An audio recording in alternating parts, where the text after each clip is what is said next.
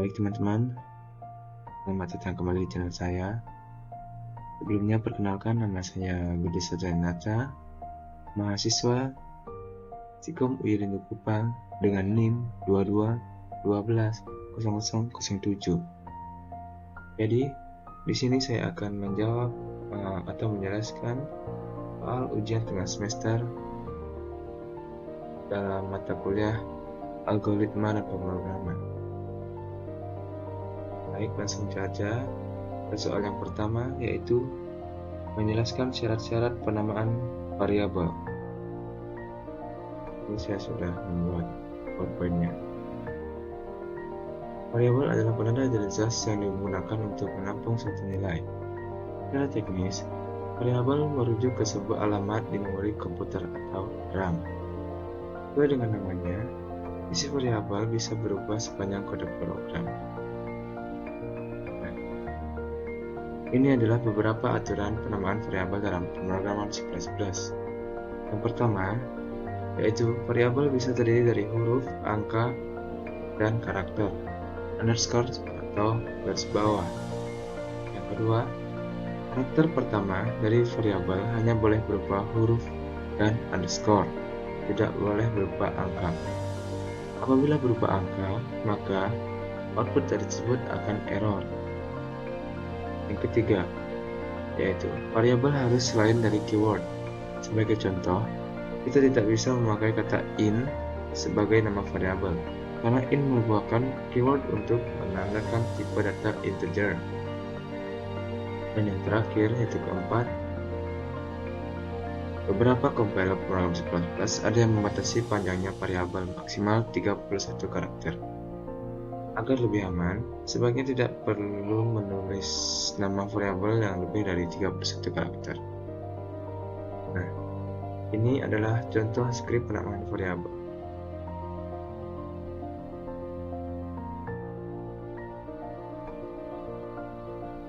Sekian tugas nomor 1 dari saya. Baik, kita lanjut ke tugas yang nomor 2, yaitu menentukan apakah variabel berikut sudah sesuai syarat penamaan sebuah variabel atau tidak. Jadi kita langsung saja ke yang nomor 2A, yaitu 2 merdeka. Kita isi di sini 2 merdeka.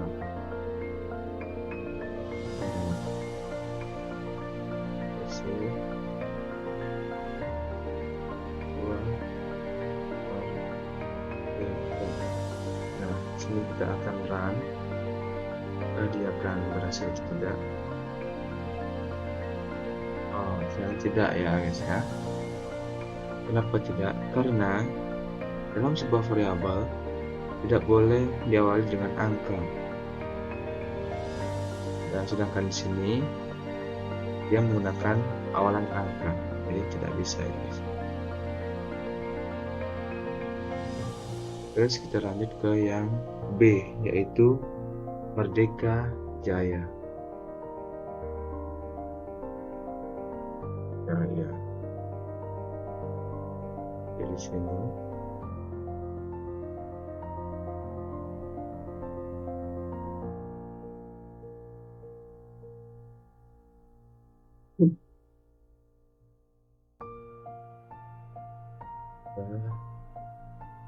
Jaya Kedokteran,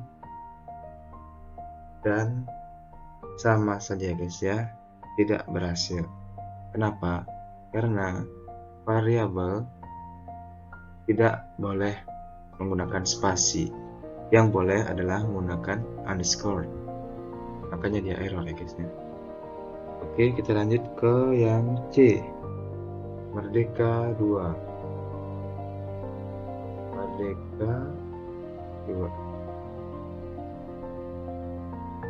pegang Merdeka 2 literan. Nah, mau ya, berarti ini betul yang nomor C. Nomor C itu betul, karena Di sini dia menggunakan awalan huruf, bukan angka, dan tidak memiliki spasi.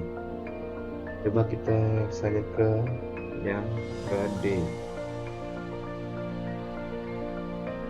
yaitu deret bilangan.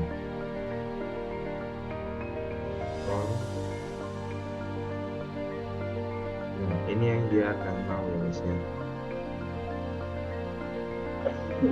dan berhasil.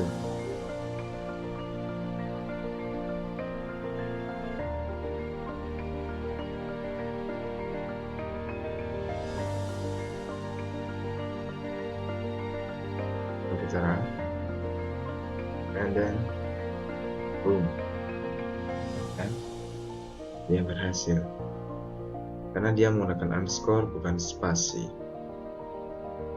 Oke, kita lanjut ke yang E. Yang E yaitu bilangan at.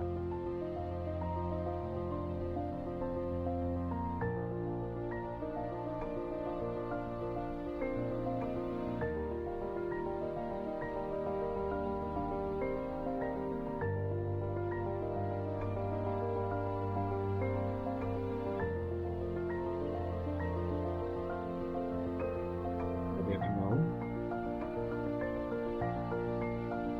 Jelas tidak. Kenapa tidak mau? Karena ini ada F-nya ya guys ya, tidak boleh itu. Nah, jadi sekian tugas nomor 2 dari saya. Oke, baik, kita lanjut ke tugas yang nomor 3.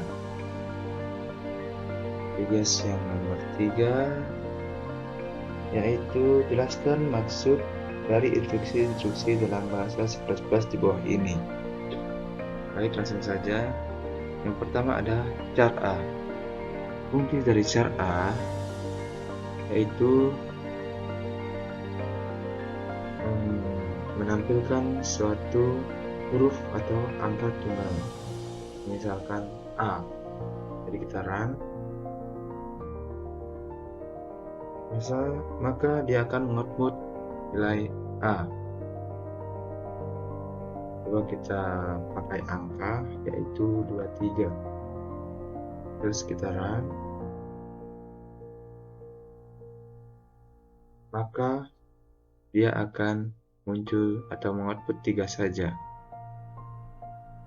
karena char A berfungsi untuk mengoutput atau menampilkan angka tunggal, semisalkan 5.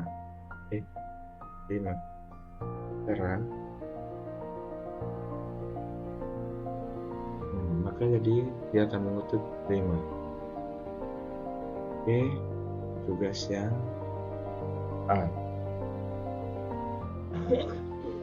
Sekarang kita lanjut ke yang B, yaitu fungsi dari define PHI 3.14,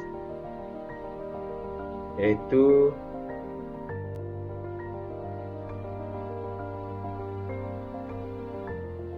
mempunyai arti variabel PHI yang punya 3 karena di dalam program tidak bisa menggunakan nilai 22/7, dan kita dapat menggunakan nilai PHI-nya yaitu 3.14. Nilai PHI tersebut digunakan untuk mendefinisikan nilai dari rumus keliling lingkaran yang digunakan.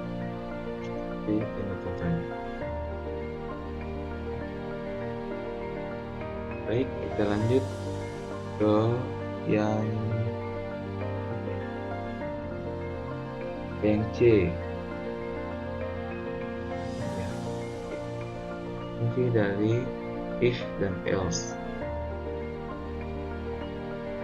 Fungsi dari if dan else ini digunakan untuk menentukan pilihan dari suatu kondisi yang diberikan. Misal, ini adalah menentukan lulus atau tidak lulusnya mahasiswa. Jadi ini skripnya. ini if-nya. Jadi nanti kalau sebentar kita menginputkan nilai yaitu 76, berarti program ini akan mengoutput yaitu Anda lulus. Karena sini if-nya memiliki nilai lebih dari sama dengan 76. Dan jika kita menginput nilai 60 atau ke bawah, jadi outputnya akan Anda tidak lulus. Mari kita coba. 11 dan kita berikan nilai 56. Lalu kita, maka dia akan mengoutput Anda tidak lulus.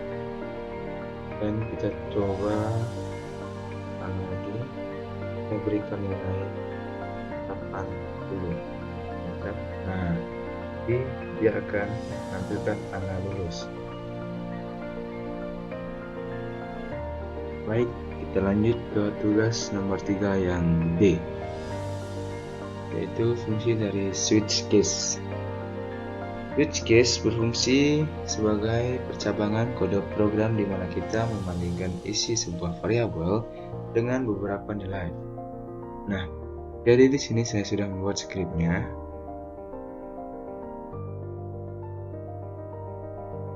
Kita akan coba run dan kita berikan nilai 2, input nilai 2, enter, maka dia akan mengoutput kelompok kedua yaitu herbivora. Dan apabila kita menginput nilai lebih dari 2, dia akan default atau salah, maka dia akan mengoutput data yang dimasukkan salah. Dan kita coba input 5 misalkan. Nah, maka data yang dimasukkan salah.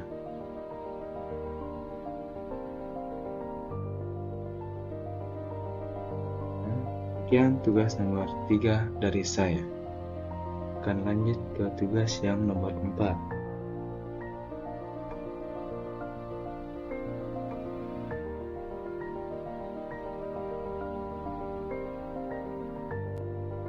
Tugas yang nomor 4 yaitu membuat algoritma untuk melakukan penyeleksian lulus atau tidaknya seorang mahasiswa dengan ketentuan. Yang pertama, mahasiswa dinyatakan lulus jika nilai yang diperoleh lebih dari sama dengan 76.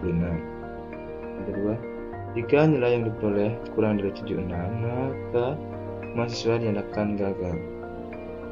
Baik. Di sini untuk mempersingkat waktu, saya sudah membuat skripnya. Di sini saya menggunakan perintah if dan else untuk penyeleksian nilai mahasiswa. Ya, teman-teman lihat sendiri. If, dan kita akan mencoba merangnya. Di sini kita akan coba input nilai 60.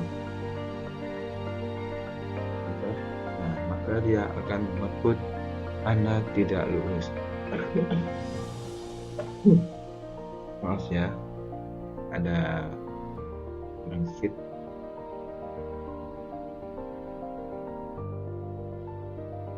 Coba kita input nilai 90. Nah, maka dia akan mengoutput Anda lulus.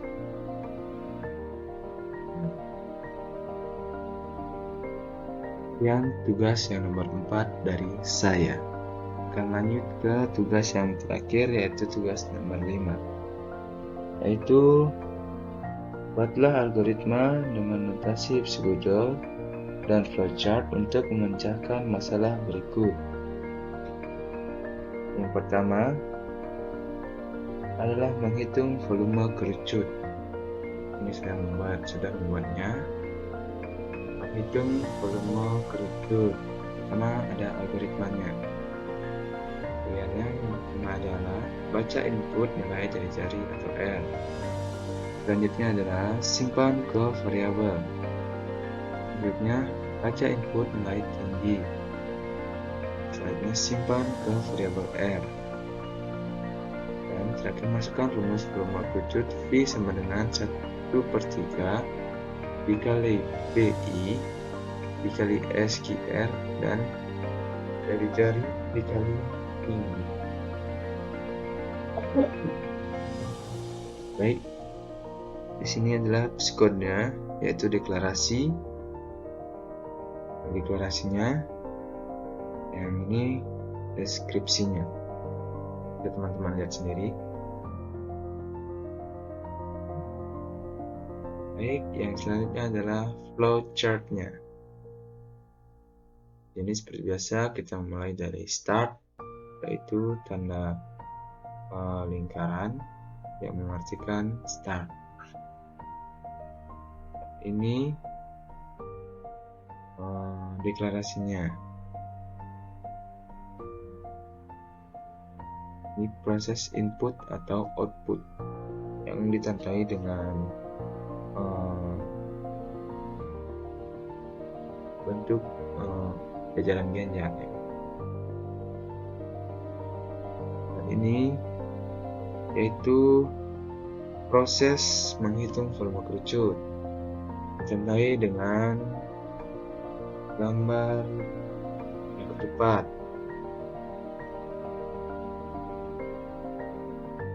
Ini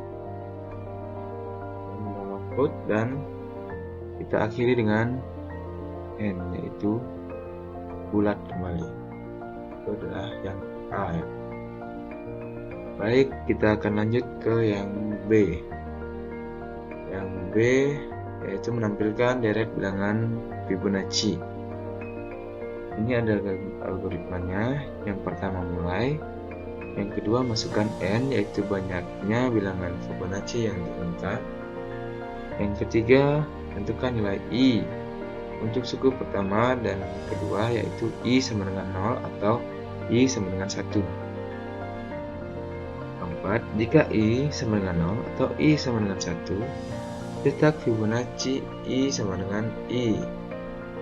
Yang kelima, isi nilai I lebih dari 1, di mana I kurang dari N. Keenam, tambahkan nilai pada variabel Fibonacci di bilangan dari 1 sampai 2. Kemudian, tanyakan ke variabel Fibonacci pada indeks ke I. Yang ketujuh, ada cetak nilai variabel Fibonacci atau I. 8. Tambahkan I dengan 1. Yang ke-9, tanya apakah pengguna masih ingin menampilkan deret Fibonacci. Yang ke-10, bila iya, lanjut ke langkah 5. Yang ke-11, bila tidak, maka program dapat diakhiri. Dan yang ke-12 itu selesai. Nah, ini adalah skornya. Ini bagian deklarasinya. I, N, Fibonacci, atau I, integer.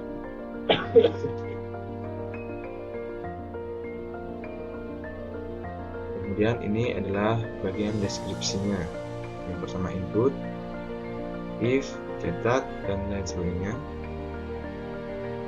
Kemudian berikut adalah flowchart dari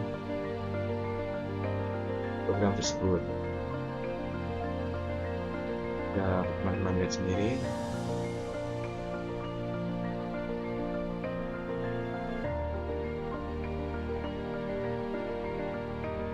Baik, mungkin sekian tugas dari saya. Apabila adalah salah kata atau kurang dimengerti, saya mohon maaf. Terima kasih yang sudah menonton video ini. Jangan lupa like, comment, and subscribe. See you next time.